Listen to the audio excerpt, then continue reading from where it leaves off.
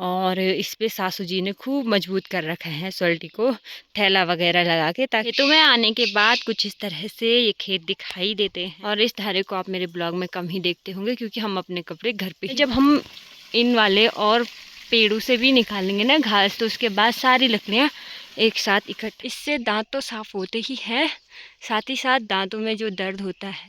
अभी आज सुबह के मौसम की बात की जाए तो कुछ इस तरह से आज सुबह का मौसम हो रखा है। चारों तरफ बस बादल ही बादल लगे हुए हैं, पूरा मौसम पैक हो चुका है और लगता है दोपहर तक फिर से आज बारिश आ जाने लगेगी।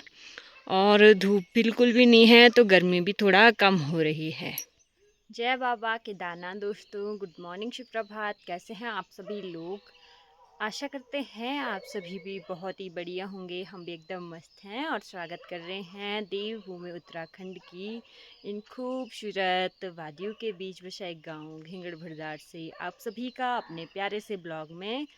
और सुबह सुबह नाश्ता भी हमारा हो चुका है और अभी जा रही हूँ मैं सहतूत काटने के लिए अपने पंधेरे वाले खेतों में, क्योंकि वहाँ पे अभी सहतूत को पूरी तरह से लंगूर ने बर्बाद कर दिया है। तो देखने जा रही हूँ, थोड़ा थोड़ा करके हम वैसे ही लेके आएंगे उसको, क्योंकि शाम को तो बारिश आ रही है, इस वजह से हमें सुबह ही जाना पड़ रहा है। बाकी माफ़ी चाहूँगी, कल परसों से मैं अपने ब्लॉग कंटिन्यू नहीं कर पा रही हूँ क्योंकि तबीयत ख़राब होने की वजह से मैं ये सब नहीं कर पा रही थी। और परसों मैं चली गई थी अपने कॉलेज के एग्ज़ाम फॉर्म भरने, तो तभी से मेरी तबीयत भी ख़राब है। और कल तो हमारा हल लगा घर के आसपास ही, तो फिर उस टाइम पे भी मैं ब्लॉग नहीं बना पाई। मैं कोशिश करूँगी कि आज से अपने ब्लॉग कंटिन्यू आप तक पहुँचाती रहूँ, आपको भी एक जुड़ाव महसूस होगा उत्तराखंड की खूबसूरत वादियों से।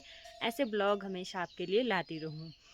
और साथ ही साथ मैं ये भी कोशिश करूँगी कि आप सभी लोग हमसे जुड़े रहें, हमें सब्सक्राइब करे रखें, क्योंकि बहुत सारे लोग अनसब्सक्राइब भी करते हैं क्योंकि उन्हें शायद हमारे ब्लॉग पसंद नहीं आते हैं। और मैं हमेशा कोशिश करती हूँ कि अच्छे से अच्छे कंटेंट आपके लिए लाऊँ। तो फ़िलहाल चलते हैं और आपको दिखाते हैं पहाड़ों का कामकाज, पहाड़ों की जो जीवन शैली होती हैं वो वैसे तो हमेशा व्यस्त ही रहते हैं। तो फ़िलहाल दिखाते हैं आपको क्या क्या काम करते हैं और किन किन कामों में व्यस्त रहते हैं हम अपने ही घर पे। तो फ़िलहाल मुझे जाना है पंधेरे पे, सासू जी जा रहे हैं अभी पोस्ट ऑफिस के काम से कांडा गांव में, और हस्बैंड जी चले गए हैं अभी अपने काम से तिलवाड़ा। और दादाजी मैं घर पे ही हैं, दादाजी घूमने चले जाएंगे और मैं चले जाऊंगी पंधेरे वाले खेतों पे। तो अभी मैं आ गई थी गौशाला पे और यहीं से मैंने ब्लॉग स्टार्ट किया था। और अंदर पे रही हमारी भैंस, जिसको मैंने अभी थोड़ा बहुत घास डाल दिया। तो अभी मैंने अपनी दराती यानी थमली, जिसको हमारी भाषा में कहते हैं बड़ी वाली दराती को, और साथ में ले ली है सोल्टी। सोल्टी जो बांस से बनी होती है, हमारे यहाँ पे छोटी वाली बांस को रिंगाल कहते हैं, तो उससे बनती हैं, ये ले ली हैं। और इसे लेके जाना है मुझे घास के लिए।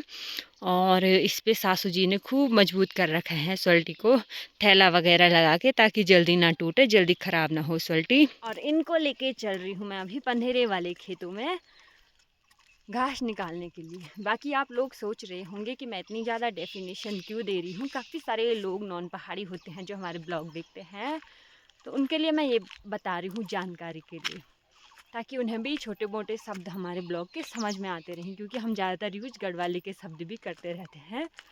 और कमेंट करके ज़रूर बताएं आप में से कितने लोग नॉन पहाड़ी हैं और कितने पहाड़ी हैं, ताकि मुझे ये समझ में आ जाए कि मुझे डेफिनेशन देनी है शब्दों की या फिर नहीं। कि इस तरह से हमारे मोहल्ले के रास्ते हैं जिन पे हमें हमेशा आना जाना होता है। और उस साइड पे अभी सभी लोग अपने अपने कामों पे चले गए हैं। तो ऊपर वाले मोहल्ले के जो ससुर जी हैं वो अपनी बकरियों को लेके जा रहे हैं वहाँ पे। तो बकरियों के पैर से हल्के फुल्के जो पत्थर गिर रहे होंगे, तो उनकी आवाज़ भी अभी आ रही है। और चारों तरफ अभी शांति है। फिर हम चलते हैं यहाँ पे, ये रहे हमारे पंधेरे वाले खेत। 3 खेत हैं यहाँ पे, एक ऊपर वाला है, एक नीचे वाला है और एक नीचे वाला है। तो इनमें मुझे घास निकालना है, तो चलो दिखाती हूँ कैसे करके घास निकालनी होती है। खेत पे आने के बाद ये खेत कुछ इस तरह से दिखाई दे रहे हैं। अभी नीचे वाले खेत पे तो हमने बुआई कर दी थी, कुछ बीज बोए हुए हैं इसमें, कुछ सब्जियां बोई हुई हैं, अदरक लगा रखा है। ऊपर वाले खेत पे यहाँ पे हमने दाल बोई हुई है और ये हमने कल ही बोई थी। और ऊपर वाले खेत में, सबसे ऊपर वाले खेत पे अभी बुआई करने के लिए रह गया है, क्योंकि यहाँ पे हमें कुदाल की सहायता से करना होता है। तो कल शाम को बारिश आने की वजह से इसे कंप्लीट नहीं कर पाए थे। इस साइड पर हमारे सहतूत के पेड़, जिनसे अभी मुझे घास निकालना है, और ये पत्ते होते हैं घास के लिए, तो फटाफट से इसे काटती हूँ घास के लिए।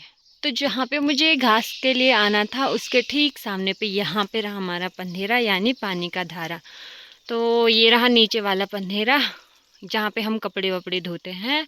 और इस धारे को आप मेरे ब्लॉग में कम ही देखते होंगे, क्योंकि हम अपने कपड़े घर पे ही धुला करते हैं। और ऊपर साइड पे हमारा पीने वाला पानी है, जिसको आप प्रॉपर मेरे ब्लॉग में देखते रहते होंगे। तो अभी फटाफट से मैं यहाँ से घास निकालूंगी।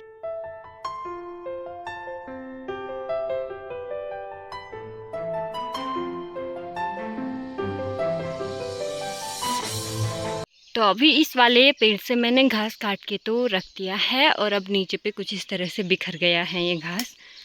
तो हमें इसको छोटा करना होगा और उसके बाद इसे सर्टी में भर के घर ले जाना होगा। और वैसे तो हम खाली पत्तियाँ ज़्यादा रखते हैं, पर जो कोमल कोमल डंठल होते हैं उसको भी हमारे भैंस खा देती हैं, तो हम उसको भी रख देते हैं। तो फटाफट से इसको छोटा करके सल्टी में भर देते हैं, और सल्टी तो अभी बिल्कुल खाली है। तो अभी घास को छोटा करके और उसकी पत्तियाँ अलग करके मैंने भर दी हैं सल्टी में। और कुछ इस तरह से जब एक्स्ट्रा हो जाता है तो हम रस्सी की सहायता से इसको पूरा बंद कर देते हैं।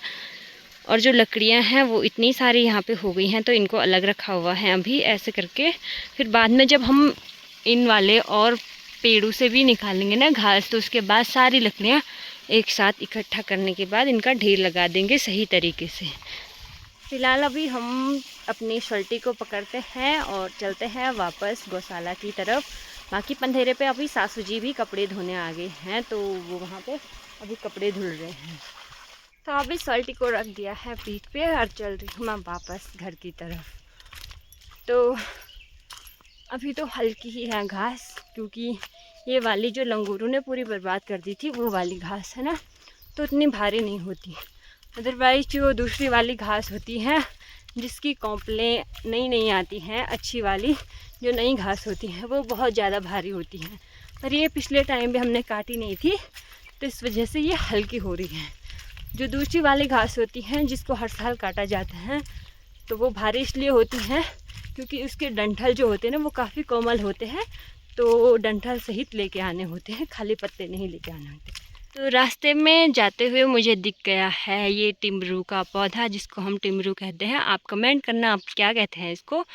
तो इसकी चटनी भी बनती है हमारे यहाँ पे, और ये बहुत ज़्यादा औषधि के काम भी आती है। कई सारे लोग इसे दांत साफ करने के लिए भी यूज़ करते हैं। इससे दांत तो साफ़ होते ही हैं, साथ ही साथ दांतों में जो दर्द होता है, मसूड़ों में जो सूजन होती है, वो भी कम हो जाता है।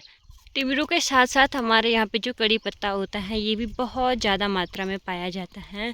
इतना ज़्यादा कि यहाँ पे झाड़ू के लिए भी ये यूज़ किया जाता है। किसी किसी जगह पे ये बहुत रेयर होता है, लेकिन ससुराल साइड में ये ऐसे ही मिल जाता है, बहुत ज़्यादा, अपने आप ही इतना ज़्यादा हो जाता है।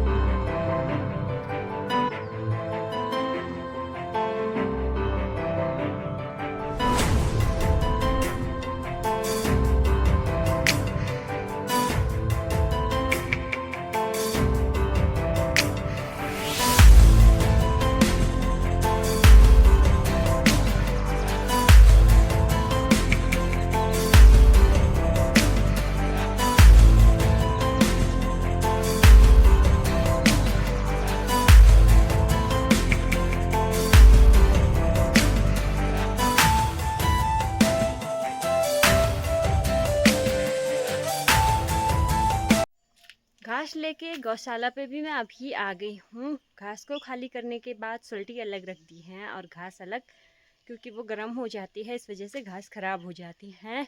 और थोड़ा सा घास डाल दी है अभी भैंस के पास। और अब चलते हैं घर पे, देखते हैं क्या क्या हो रहा है, और घर पे खाना वाना बनाते हैं फटाफट से।